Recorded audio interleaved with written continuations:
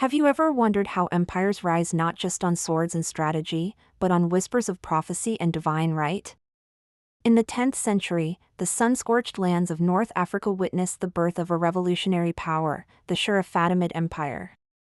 This wasn't just another dynasty, it was a movement fueled by a potent belief, a hidden lineage, and an ambition that would redraw the map of the Islamic world. And at the heart of this expansion, serving as a crucial launchpad, was the territory we now know as Libya. The story begins in Africa, modern-day Tunisia, around the year 909. A leader named Ubayd Allah al-Mahdi Billah declared himself the caliph. But his claim was extraordinary. He and his followers, the Fatimids, asserted direct descent from Fatima, the daughter of the Prophet Muhammad, and her husband Ali.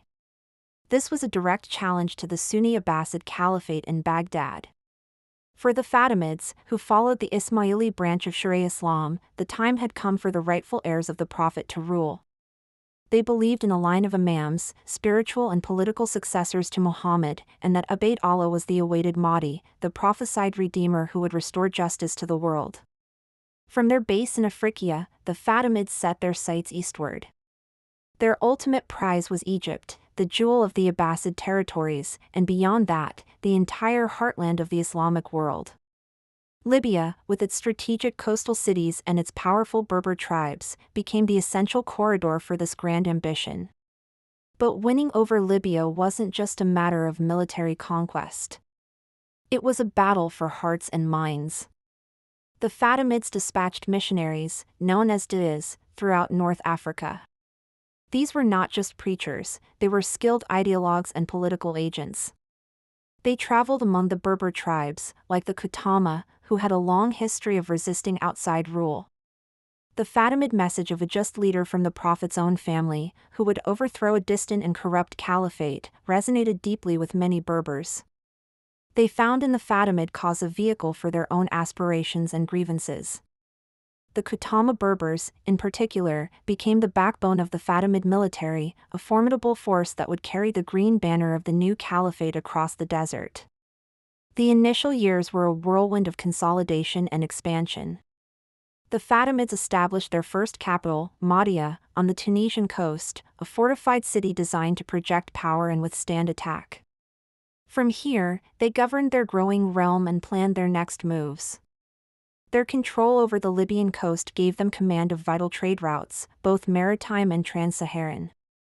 Caravans carrying gold, salt, and enslaved people from sub-Saharan Africa had to pass through territories under their influence, filling their coffers and funding their military campaigns. Cities like Tripoli and Ajdabia became crucial administrative and military outposts along the path to Egypt. The journey east was not a single, swift campaign. It was a series of pushes and setbacks. The Fatimids launched several invasions of Egypt throughout the early and mid-10th century. Each attempt tested their strength and resolve.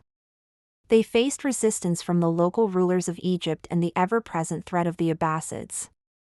The deserts of Libya were both a highway and a barrier. The same landscape that served as their staging ground could also swallow armies whole if logistics failed. The success of their venture depended on maintaining the loyalty of the Berber tribes and securing the long, arduous supply lines that stretched across hundreds of miles of unforgiving terrain. Finally, in the year 969, the Fatimid general, Jawhar al-Sakili, achieved the goal that had eluded his predecessors for decades. He marched his army into Egypt, meeting little resistance. The era of Fatimid rule in Egypt had begun. Almost immediately, Jawhar laid the foundations for a new capital city, a testament to his master's glory. He called it Al-Qahira, the Victorious, a name that endures to this day as Cairo. This new city was designed to be the center of a new world order, a beacon of Sharia power and culture that would rival and ultimately eclipse Baghdad. With the conquest of Egypt, the center of the Fatimid Empire shifted. Cairo became the heart of a vast domain that, at its height, stretched from the Atlantic shores of Morocco all the way to the Hijaz in Arabia, including the holy cities of Mecca and Medina. Libya, having served its purpose as the springboard for conquest, was now incorporated into this massive empire. It remained strategically important, linking the western and eastern halves of the Fatimid state, but the focus of power and prestige had moved decisively to Cairo. Under Fatimid rule, Cairo blossomed. The caliphs were great patrons of art, architecture, and learning. They founded the Al-Azhar Mosque and University in 970, which would become one of the most important centers of Islamic scholarship in the world, a role it still holds today, though it later transitioned to a center of Sunni learning. The Fatimids fostered a period of remarkable intellectual and cultural vibrancy. Their court in Cairo was a cosmopolitan hub, attracting scholars, poets, and artisans from across the known world. They presided over a flourishing economy, their trade networks connecting the Mediterranean with the Indian Ocean. However, the Fatimid era in Libya was not without its turmoil. While the Berbers had been instrumental in the Fatimids' rise, their relationship with the new rulers in Cairo was often strained. Uprisings and rebellions were common as tribes chafed under centralized control. In a fateful move to punish a rebellious Zirid dynasty in North Africa in the 11th century, the Fatimid Caliph unleashed the Bedouin tribes of the Banu Hilal and Banu Sulaim from Upper Egypt westward into Africa and Libya. This migration had a devastating and long-lasting impact on the region. The influx of these nomadic tribes disrupted the traditional agricultural economy, leading to widespread instability and the Hilalian invasion, an event lamented in North African chronicles for centuries. It fundamentally altered the demographic and social fabric of Libya, accelerating the process of Arabization in the countryside. Ultimately, the Fatimid Empire, like all empires, began to decline. Internal strife, succession disputes, and the rise of new powers like the Seljuk Turks and the European Crusaders chipped away at its strength. By 1171, the last Fatimid caliph was deposed by the legendary Salah al-Din, or Saladin, who restored Sunni rule to Egypt and founded the Ayyubid dynasty. The great Fatimid dream was over. But their legacy endured. The Fatimids had irrevocably changed the political and religious landscape of the Middle East and North Africa.